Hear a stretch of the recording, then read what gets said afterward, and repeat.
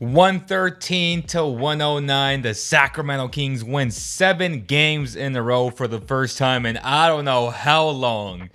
But the point is, they are on fire right now. And tonight was a staple victory. The way they won, the way they almost lost this game, and we'll get into all of that. But to me, it showed growth.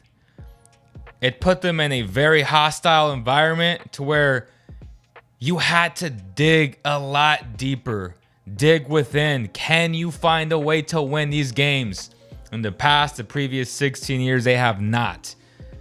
Good teams find ways to win games. And yes, I'm saying it right now. It's official. The Sacramento Kings are a good team.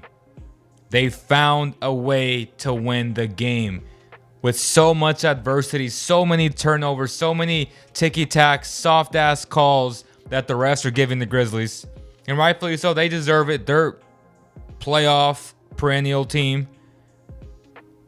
The Kings still fought through all that, fought through the adversity, and they got the job done. They made enough free throws to win this game. Fox was brilliant, and he outperformed Ja Morant once again. I understand Ja Morant is coming off an injury, but historically speaking, De'Aaron Fox has outperformed him the majority of the times that they have gone up against each other. And that's a fact. So let's give De'Aaron Fox and the Sacramento Kings a round of applause, man, because right now it's big time. And as Kings fans love to say, light the beam. Here we go. Here we go. Like, share, and subscribe. This episode of the CK Podcast is presented by Medici Sacramento, your home of the best pizza in Sacramento, without question. Cooked in 900 degrees. Imported from Italy, the closest thing to Italian pizza. Medici Sacramento, proud sponsor of the Cowbell Kingdom Basketball Zone platforms. Shout out to them. They're literally across the Golden One Center. You can always go there before a game, after a game. They will take care of you because you are family. And they take care of Kings fans. They take care of everybody. But especially Kings fans, man. Shout out to Danny. That's my brother. Boy, oh boy. We'll have a Red Bull party soon in December. Roughly about December 4th. It's a watch party. A Red Bull watch party. It's going to be fun. Probably the first 75 drinks will be free. So, turn on your notifications. And y'all know how to do. Always like these videos. Support, man. Like, we need more support from Instagram. We get thousands of views every single day on every single post. And yet y'all don't bring that same energy, that same enthusiasm to the YouTube platform. We need y'all out here too, commenting and joining the live conversation. The link to join me on the screen is literally in this description. They gotta smash the like button, man. Let's go. The Kings win 113-109, and De'Aaron Fox with 32 points in 35 minutes. And the prop bet today, I was so close to taking that. I was like, man, he about to put up a 30-piece McChicken nugget tonight, and he did. But I was kind of questioning if he was going to hit 4 of those 3. So it was like plus 1,025. So $100 would have got you $1,000. A little bit over $1,000. I was like, damn, is he going to hit 4 threes today? He hit 5. And I was just inclined to take it. I'm like, man, should I just put the 100 on him? Should I put the 100 on him? I knew he'd get 30, but I just wasn't sure on the 4 3-pointers, and he had 5. So shout out to De'Aaron Fox, man. If y'all hit that prop bets today, y'all won a lot of money. Even $10 would have got you $100. That's a pretty good play.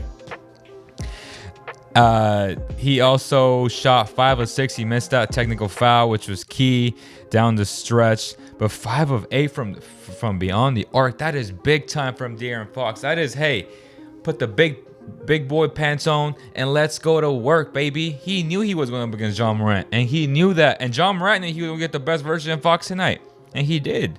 De'Aaron Fox was brilliant. And then Ja Morant took over 34 minutes at the end of the game, right? 7 rebounds, 5 turnovers though. And I'll show you guys a clip where he was talking smacka to Malik Monk, and then he missed a free throw. But Ja Morant is spectacular. And again, I don't want to come across as a Ja Morant hater, because I've said that SGA is a little bit like this much better, and they're all in the same class to me, Fox, Morant, and SGA.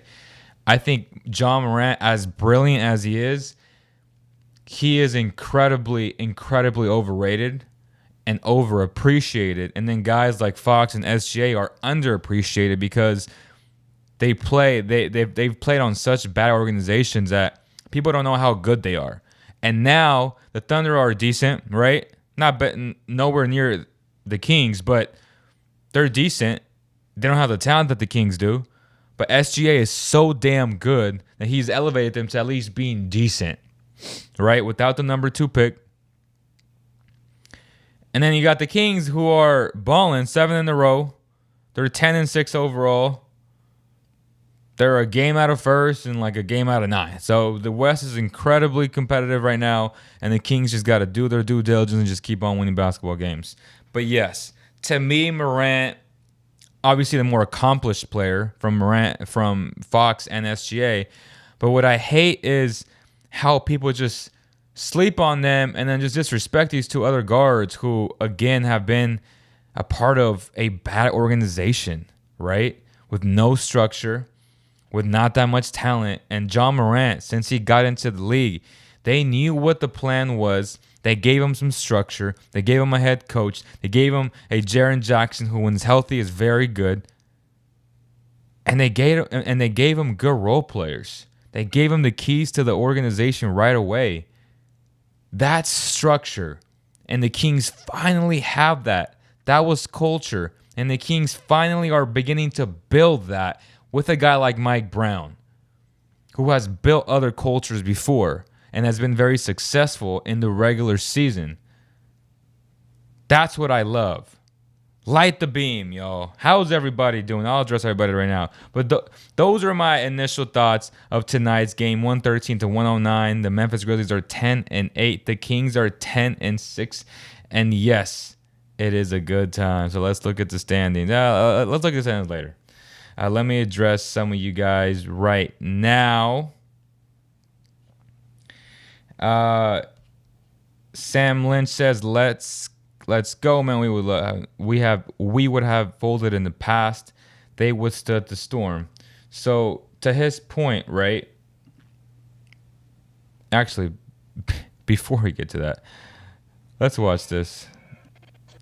So Ja Morant literally comes here.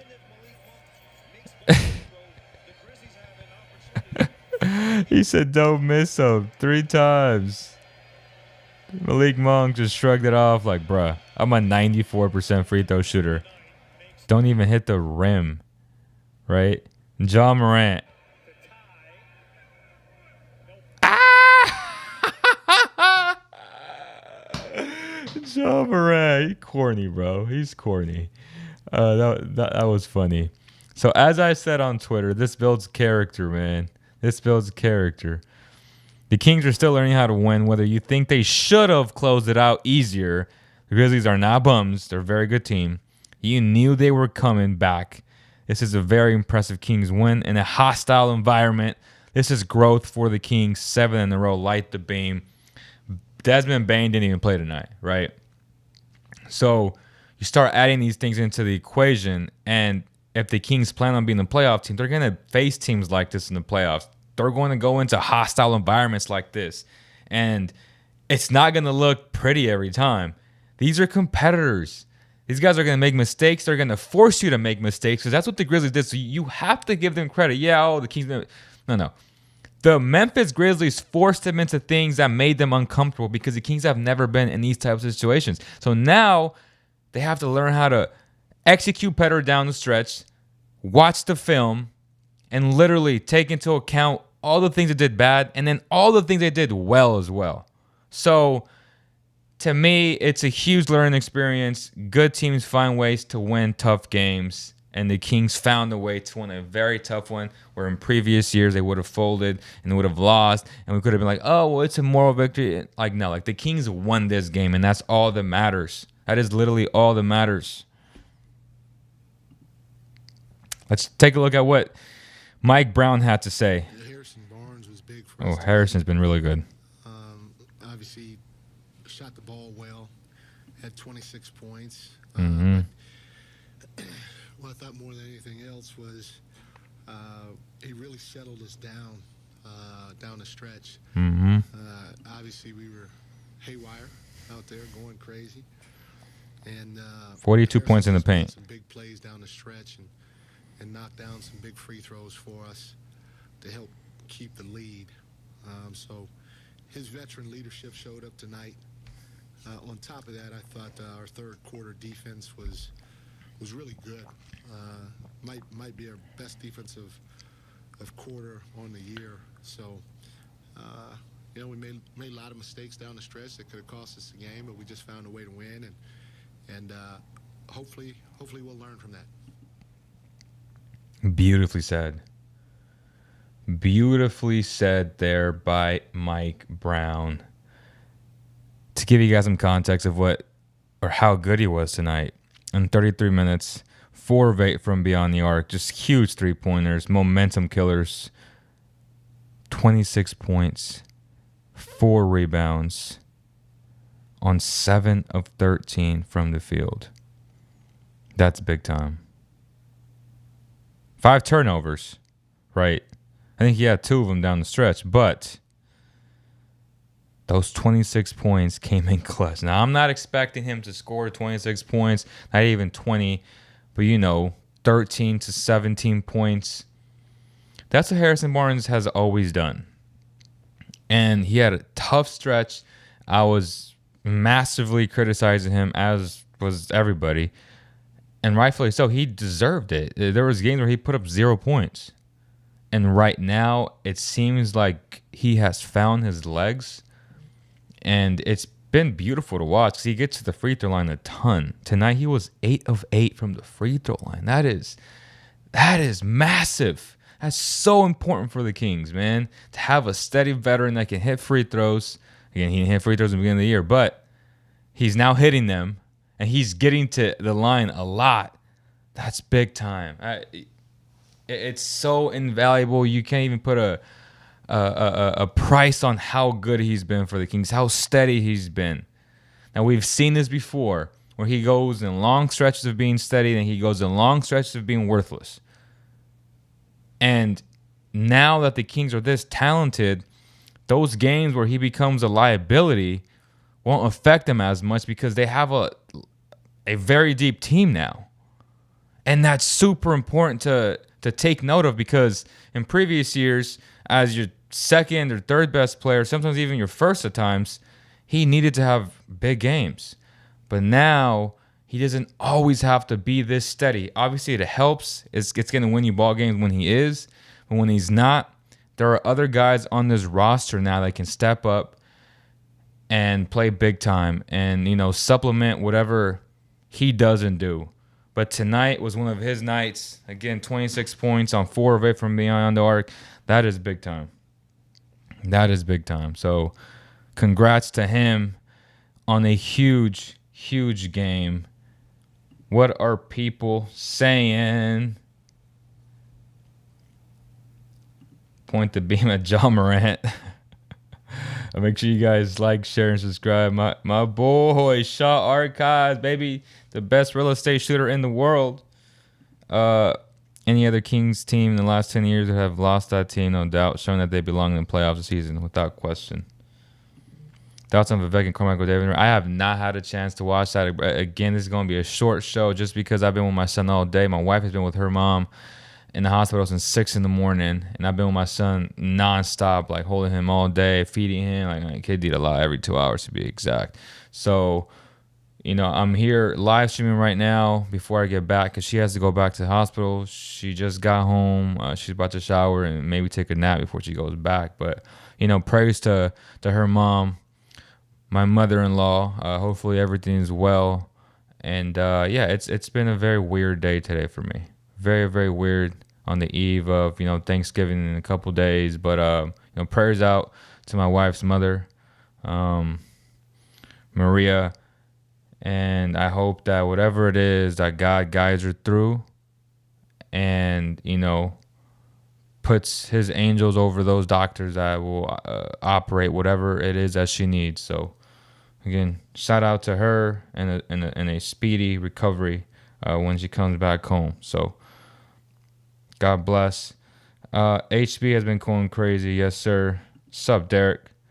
You know what? Ever since Javi threatened the refs, the Kings went 7 in a row. Big facts, bro. Shout out to Javi, who's also texting me right now. Again, Javi, that is why I did not invite you today, because this was supposed to be a quick one, and it's gonna be a quick one because I'm gonna log off soon. So, I've been handcuffed all day long today. And then either way, if it's Javi or Ty or anybody else, I would still have to direct the whole thing, get the stream up, make the graphics. So I just decided to do it real quick and do it myself. So I'm telling you what I would have tell you in person, so everybody can hear it as well. We live in a different reality. We live in a different reality. Chris Young, yes sir, bro. Yes sir, man. Rapid skate hop, yes sir. What's up, Leo? I'll be there to catch the King Wizards game. I'll hit you up, buddy. Appreciate you, Stan Butler. Make sure you drop by in section 105 there. Thoughts on the defense in this game? I thought it was solid for big chunks of the game, and then you saw them kind of just choke. It was a complete choke job, but again, you got to give them credit because the Grizzlies forced them into those turnovers. And the Kings not being and not having that type of experience in meaningful games, right? Like they've played tough games before, but not with much meaning. Like tonight was meaningful. The Grizzlies knew that the Kings were coming hard, and they knew that this team was good, and they felt how different this team was from the first time around. Like this was a different team, and they felt it and they saw it firsthand tonight. Our thoughts on Keegan's overall game and his development so far. So obviously he started off super hot. I just feel like he's kind of going through this mental barrier of kind of like with Davion. Davion's not a good shooter, even though his mechanics were just really good. But for whatever reason, Davion's shot has not gone in till this day. He had that crazy stretch towards the end of the year where it was meaningless basketball. But Keegan Murray still offensively, he still does a variety of things that really impresses me. Like he'll set you exit screens. He'll come off of those double staggers, off balance for a movement three-pointer. Like he does things that he's not supposed to be doing at that type of size, and he's incredibly skilled. So his overall development, it's coming along. I'm not like, oh my God, I told you guys that there were better rookies, right? Like Paolo's going to win Rookie of the Year if he can stay healthy, but Keegan Murray is so impressive, and he fits this team perfectly. Like he fits this team now, today, and even in the future, because again, a 6'8" moving three-point shooter like that, those aren't easy to get, and the Kings have that. Yes, he's going through a little rough patch. That's okay. Like he's going to get over it. He's such a good shooter that he will get over it without question. Like I'm not worried about him. So yeah, like I'm not, oh my God, his development is insane. It's like, okay, well, he's coming along.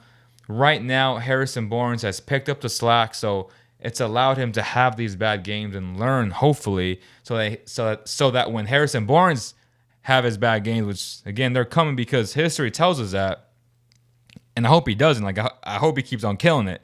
But just in case he does, that's where Keegan, Monk, all these other guys need to step up. Fox did not miss a stretch there from behind the three-point line. So glad he's knocking down them consistently. Yes, sir. He's been good, man. We should expect this from De'Aaron. Yes, sir, we should. What's going on with Fox's ball security at the end of the game, though? Just saying. I thought tonight was an anomaly. If I'm being completely objective, completely honest with y'all, I thought it was a true anomaly. Like, I really did. SGA is ridiculous. Facts, bro.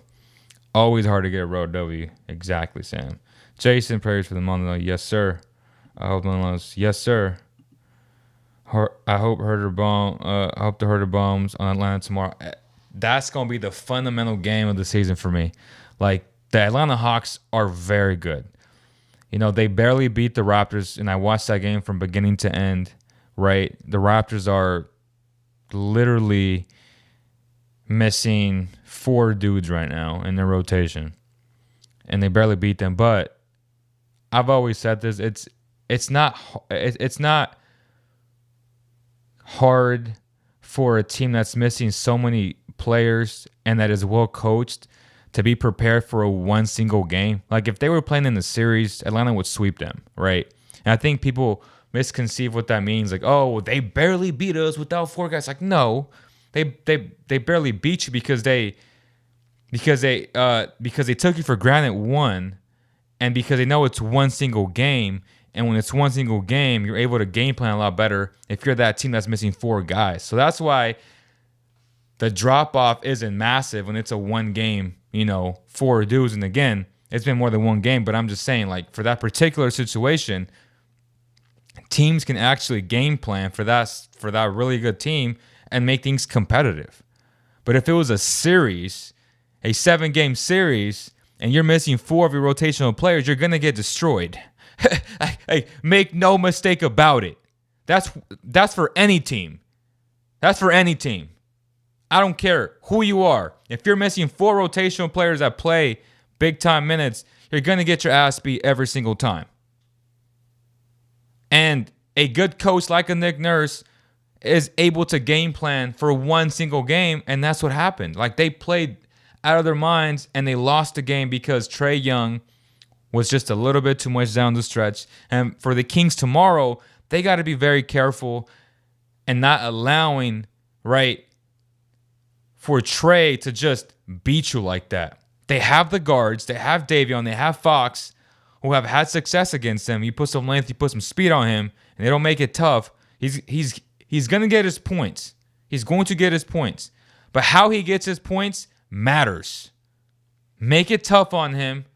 Make him feel you, and you're going to be all right. Now they got a second incredible guard, and DeJounte Murray, who is splendid defensively. So it's going to be a tough game. Those John Collins rumors popped up again. I like him, but y'all know me. I've been very consistent. I don't love John Collins. If you're going to trade assets, I would much rather go to Utah and be like, hey, you want 2 first-round picks for Lauri Markkanen? Let's do it. Lauri Markkanen is a missing piece to this team. If we're going stretch power forward, out of Lauri and John Collins, stop the cap. Like, there's levels to this. There are levels to this. Lauri Markkanen, at 7 feet tall, can play small ball 5 for you and play alongside Domantas Sabonis. We're talking about a perfect tandem if that would happen. So if they want 2 firsts and players, I'm going there as opposed to John Collins, who could be a cheaper option, but still getting paid $25 million a year. Like, that's not that much of a cheaper option. Yeah, he's a better lob threat, but who's more skilled? Who's a better rebounder? Who's a better shooter? Who's a bigger threat? Lauri Markkanen. And I know that's kind of random, but to your point, for Atlanta tomorrow, you got to be on your A game because that team is going to bring it. And that team needs to win as well. That team needs to win as well. Yes, Fox is an all-star. Thoughts on how we stop Jaren Jackson Jr. in the future? Let him shoot the ball. I know he's coming off an injury. He's only played 3 games going into tonight, and his jump shot looked terrible tonight. I thought they did a good job of just allowing him to shoot that ball. I mean, he shot 2 air balls tonight, and like his other 2 misses were just god-awful too. So you just got to give him some space. Jaren Jackson was my favorite big in that 2018 class, right? He was the number 2 player on my big board after Luka. It was Jaren Jackson. And when he's healthy, like looking back, obviously Trae Young number 2 in that draft class, and then actually SGA's part of that. I don't know. Let me take that back. I think success-wise, you still got to put Trae just a little bit ahead of SGA, just a little bit. But I think the more complete player is SGA, yeah. So SGA number 3. Let me see real quick. Who else came in that draft? Obviously, Jaren's like top 5, right? Like, obviously, I had him number 2. But SGA, Trae Young, Luka, like front runners there, no question about it. Aiden, maybe like 6. I'm not a huge Aiden fan, but like he's been solid. But yes, De'Aaron Fox is an all-star, and how to stop him, you got to let him shoot, give him more space. He's a good player. He's got to make it tough on him and just put a body on him. Thoughts on Richaun Holmes still sitting? Thought we should have thrown him out there against JJJ. Yeah, I agree. Like, it's mind-boggling to me because they're in need of that backup 5, and I'm like, you got a $12 million center sitting on your bench with zero confidence. How do you give a guy confidence? You trust him to play basketball, and he's meaningful games now. If you're going to trade him, you got to showcase him. Like, you're doing nothing right now, and Metu's playing very well offensively, but defensively they struggle. Like, that bench unit struggles. And in theory, on paper, if you get the Richaun Holmes from 2 years ago, that is the perfect backup. There is no better backup in the league than Richaun Holmes from 2 years ago. At 14 points, 9 rebounds. Obviously, that's a big if and a huge asterisk. I understand that. But if you get 80% of that off your bench, that would be phenomenal production. You get that rim side, weak side protection, right? He's a great weak side shot blocker. So it's frustrating, man. I feel his pain sitting there understanding that this team needs a backup 5, and they're playing Metu out the 5, and Metu's been great. I'd rather play Metu than Lyles, but yet again, coach loves Lyles, so I just feel like if all 3 of those players are at their best, Richaun Holmes is more successful than both of those players. So to me, you got to find a way to get him to get his confidence up so that he can climb up slowly and regain that level of play, because it's there. He's not old. Like, that level of play is there. You just got to find a way to seek that out of him, right? So those are my thoughts on Richaun Holmes. I feel like they should be playing him. But yes, I think the wifey's texting me. I think she might have to leave soon, but tomorrow we'll do it again. Hopefully, mother-in-law is back at the house. Again, crazy day today. Like, literally have not been able to do anything. Like, I've been with my son all day long. I'm surprised I don't have him on the live right now with me.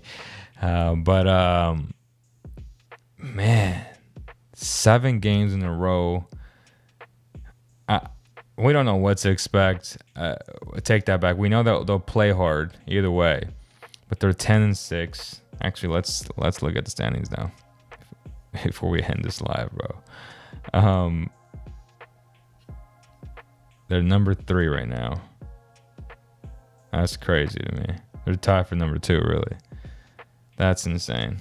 So, but if they lose 1, like, they can fall all the way down to 9. So it's very tight. It's early right now. It's super exciting. It's one of those things. Light the beam, God bless you guys. Thank you guys for the love and support. Make sure you guys like these videos. If we have 1 person watching, 15 people watching, we should have 15 likes. Like, that's just the way it is, y'all. Come on, man. Like, we need more support on YouTube. We have the support on Instagram. Like I said, like, as soon as I post it on the story, get thousands of views. Like, you should be able to click that link and just hit the like button, and then it just gets the algorithm going and it pushes it out to everybody else. So, again, thank you guys for the love and support, and I'll see you guys tomorrow. Peace.